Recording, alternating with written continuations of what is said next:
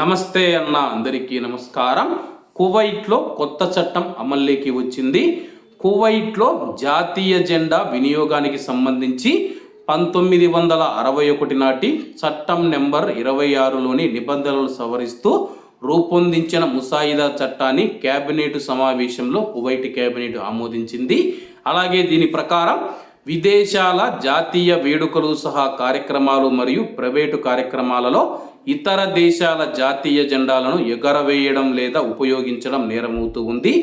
మత, సామాజిక మరియు రాజకీయ గిరిజన సంస్థలను సూచించే జెండాలను ఉపయోగించడం మరియు నినాదాలు చేయడం పైన కూడా ఈ నిషేధం వర్తిస్తూ ఉంది. అయితే కువైట్లో జరిగే ప్రాంతీయ మరియు అంతర్జాతీయ క్రీడా పోటీలలో విదేశీ జెండాలను ఉపయోగించడానికి చట్టం అనుమతిస్తూ ఉంది.